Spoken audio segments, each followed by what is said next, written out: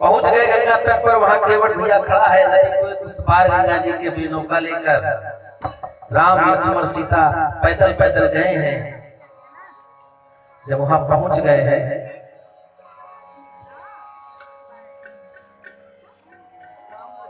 केवट को बुलाते हैं। जिस समय केवट को भगवान राम बुला रहे हैं केवट वहीं से सुन रहा है, लेकिन जैसे लग रहा है कि नहीं सुन रहा है। बार बार कहते हैं प्रभु भैया आ जाइए आ जाइए, हमको उस पार जाना है। लेकिन केवट निहोरा कर रहा है प्रभु से, प्रेम अपने।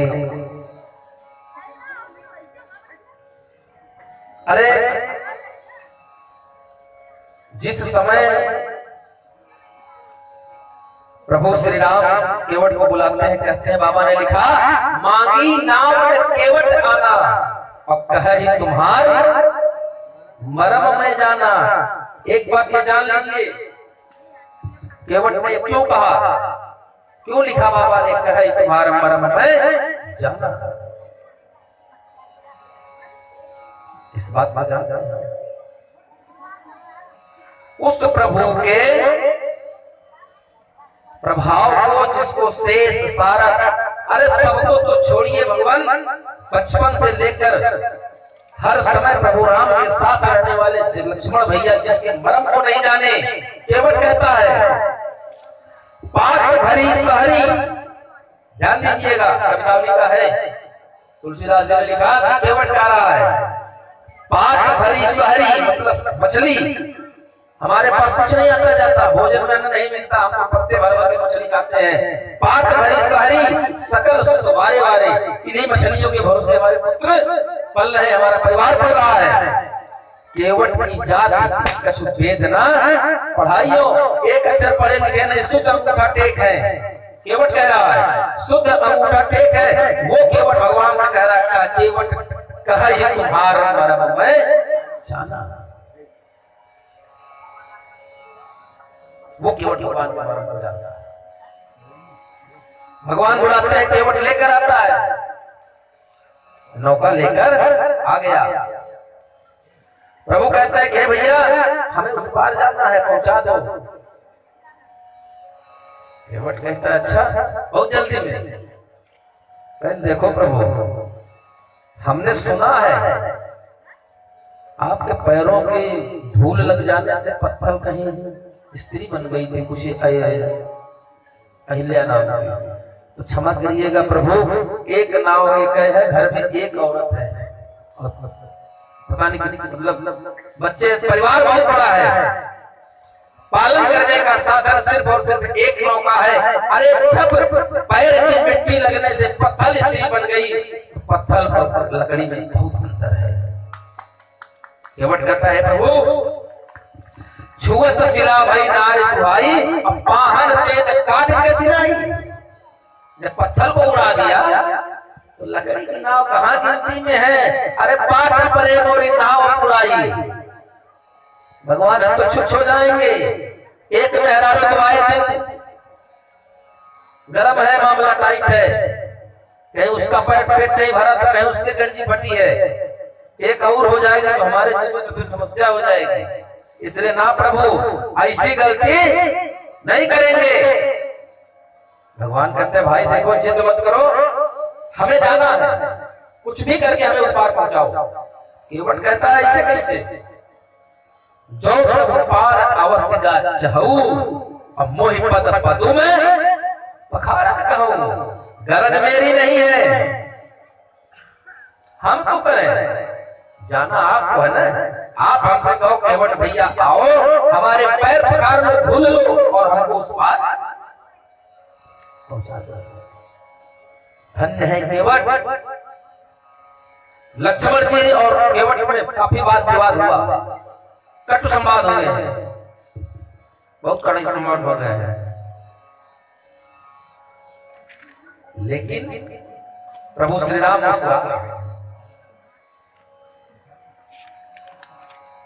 केवट कहता है कि देखिए मेरी गरज नहीं, जाना आपको है, अगर आपको जाना है तो आप हमसे सिफारिश करिए कि आओ भैया केवट हमारे पैरवा को धो और हमको नौका में बैठा के इस पार पहुंचाओ।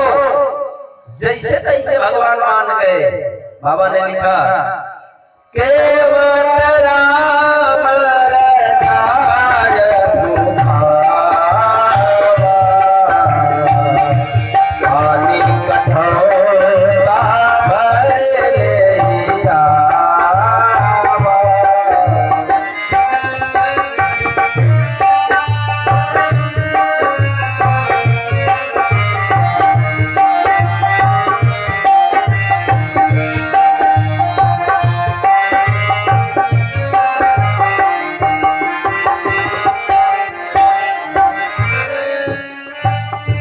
कहता है केवट हे प्रभु आदेश आप करें, गरज आपकी है।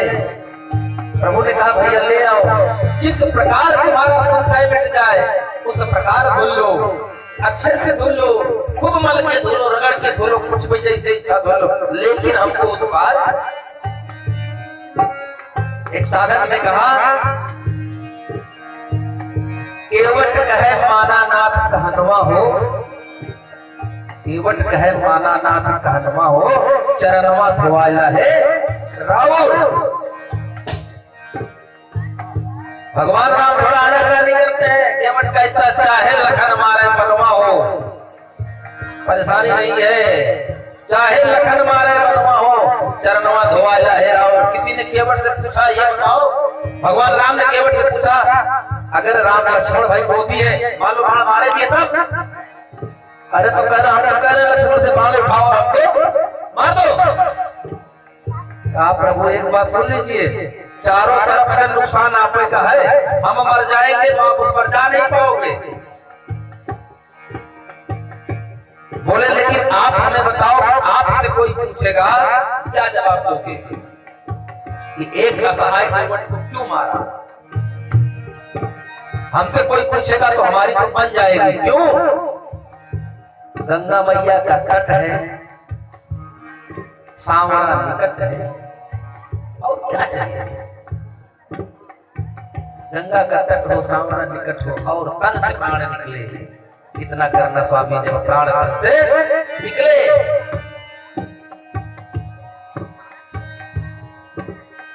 कलंक आपके कुल पर लग जाएगा। एक केवट को अनायास ही रघुवंश के राम के सामने राम के छोटे भाई लक्ष्मण ने बाण मारा, कलंक आप पर लग जाएगा। प्रभु आदेश कर देते हैं, केवट जल लेके आ गया और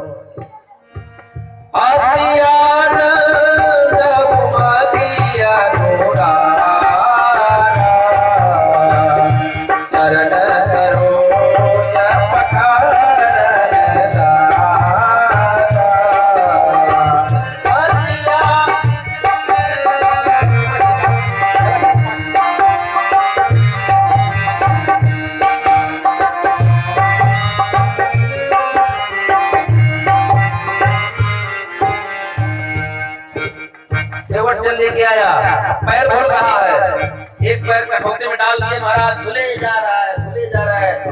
भगवान लड़खड़ाए तो कहा गिरिए मत। अरे बोले भाई एक पैर पर कितनी देर खड़ा रहेंगे? बोला सहारा ले लो। बोले यहाँ इसको पकड़ ले, किसका सहारा ले ले? अरे बोले काहे परेशान है, हमारे सर को पकड़ लीजिए। गौर करिएगा, हंसने की बात नहीं। केवट ने कहा मेरा सर के ऊपर हाथ रख लीजिए, सहारा मिल जाएगा, गिरेंगे नहीं।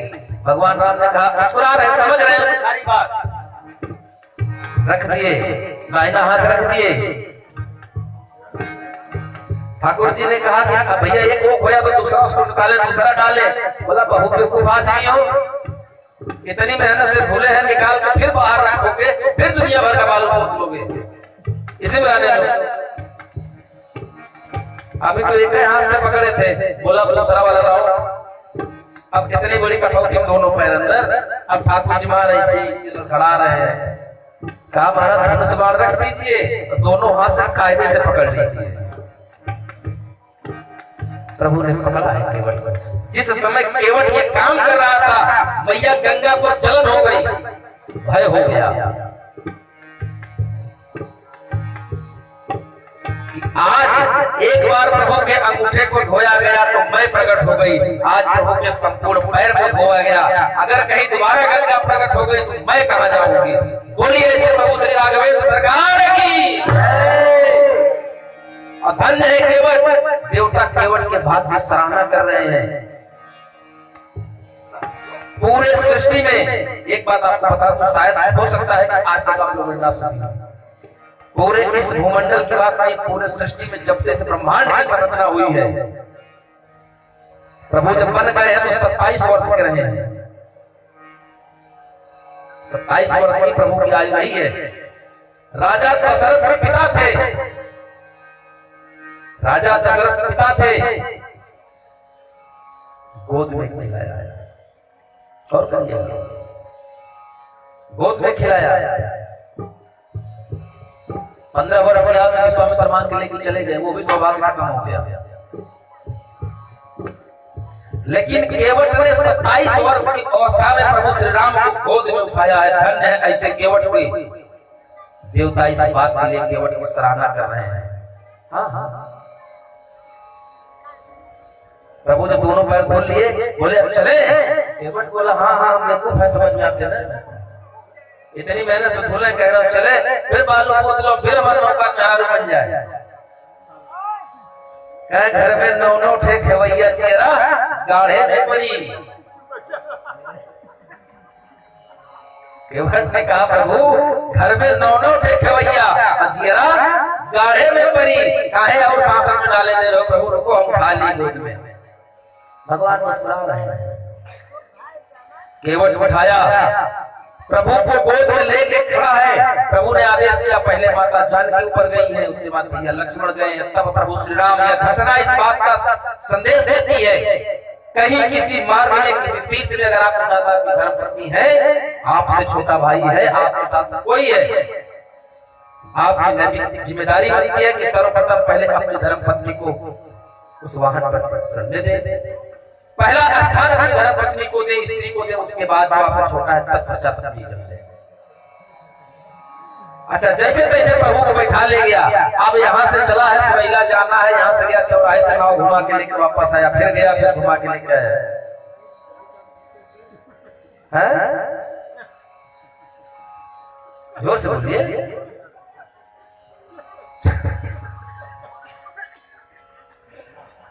सब लोग नौका में बैठे हैं, केवट नौका में नौका चला रहा है, प्रभु के नाम का गुणगान करे जा रहा है, सीताराम सीताराम।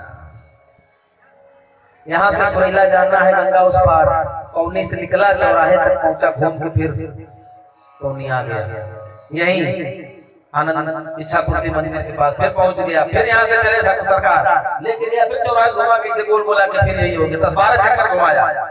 भगवान ने कहा सुनो भैया, सुबह से शाम होने को आ गए यार, अगर गंगा नहीं पार कर पाए, हमको बड़ा दूर जाना है, जल्दी पार उतारो। केवट का महाराज हाथ जोड़ रहे हैं, 84 लाख योनियों में गोल गोल घुमाते हैं आप, अभी तो 12 चक्कर घुमाया है। गौर करिए, परमात्मा से केवट कह रहा है 84 लाख योनियों में गोल गोल घुमाते हैं आप, तब नहीं उगते आप। हमने जरा सा 12 किलोमीटर की चक्कर क्या घुमाया, 12 चक्कर आपको। अरे अभी तो हम बाहर गए नहीं, हम तो भाव सागर, पता नहीं कितना बड़ा सागर घुमा रहे हैं।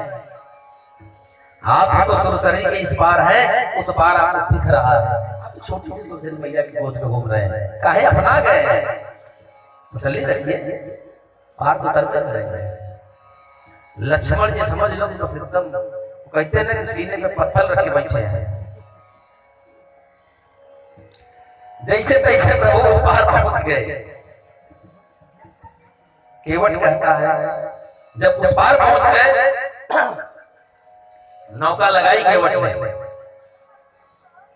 राम भगवान उतरे, भैया को उतारा, लक्ष्मण लाल उतरे, केवट भी उतर गया, खूटा उटा गाड़ के आया, नाव बांध दिया, कहीं बह न जाए। भाई लकड़ी की नाव तेज धार मारता लगा, ऊपर गई तो पट्टा धार। अभी भगवान कुछ कहे, कहे लक्ष्मण लाल बोले केवट सुनो, कितना प्रभु कहे हैं राम लक्ष्मण, तब तक प्रभु श्री राम ने कहा कह प्रभु कह केवट ले उतराई, केवट चरण कहे अकुलाई। जैसे प्रभु ने कहा केवट महाराज उतराई ले लो, अरे दौड़ के केवट गिर पड़ा चरणों में, और केवट का गिरना लक्ष्मण जी ने पीछे से पकड़ के उठाया, कहा बे उठो। उस पार थे तो बहुत है, बहुत अंग्रेजी बोल रहे थे, इधर आके काहे नरम हो गए। केवट सुन रहा है, लक्ष्मण जी पूछ रहे हैं कि भाई उस पार तक थे तब तक तुम बहुत तेज से बात कर रहे थे, बहुत अकड़ से बात कर रहे थे, लेकिन इस पार जैसे पहुंचे वैसे काहे चरण पकड़ लिए। केवट ने कहा हमारा सुनो, डरते तो अभी तुमसे नहीं, तो सीधी बात, मैं ये जानता हूं ये जिनकी बात आप कर रहे हैं ना, ये भाव से पार करने वाले हैं, लोगों को पार कर देते हैं, लेकिन तैरना नहीं जानते, हमको ये मालूम है। इसलिए हम कर रहे थे कि इनकी 100 बार फटेगी तो हमसे कहेंगे ये केवट भैया पैरवा धो लो और हमको गंगा पार उतारो, इनकी गरज है, इनकी जरूरत है। इसीलिए किसी ने गांव में कहा है जरूरत पड़ने पे भी गधे को भी बाप कहना पड़ता है। लक्ष्मण जी ने बोला बेटा बहुत मौका फायदा उठाया। तब माता जानकी ने प्रभु की तरफ देखा और प्रभु ने कहा भैया उतराई कुछ ले। प्रभु के हृदय में अफसोस हुआ कि मैंने केवट को कुछ दिया नहीं। प्रभु इस सब कुछ ये कछ नहीं दीखा। इधर तो देखिए धर्म पत्नी यहाँ यह कथा संदेश देती है, पत्नी कैसी हो। प्रभु ने प्रकट रूप से कहा, किसी से कुछ नहीं आता, कि वाणी से भी कुछ नहीं कहा, सिर्फ मन में विचार किया कि आज हमने केवट को कुछ अभी तक दिया नहीं। लेकिन माता जानकी, बाबा तुलसीदास ने लिखा है, पिय के ही असिय जान निहारी और मन मुदरी मन मुदित उदारी। प्रभु की मन की बात माता जानकी जान गई। दुर्गा सप्तमी में लिखा है, मम चित्त अनुसारिणी। पत्नी कैसी हो? पति के चित्त के अनुरूप हो। 7 वचन में कहा जाता है मम चित्ते त्वय चित्तम। ये दोनों के लिए लागू होता है, पत्नी के लिए नहीं। संतोष भैया बहुत हंस रहे हैं, खाली उधर के लिए नहीं, आपके लिए भी है, दोनों के लिए है। पत्नी का मन अगर मेरे मन के अनुरूप नहीं हो रहा है तो परिवार जीवन की गाड़ी को चलाने के लिए हमको उसके अनुसार हो जाना चाहिए, लेकिन अपने कर्तव्यों को पूर्ण करते हुए। माँ बाप है, परिवार है,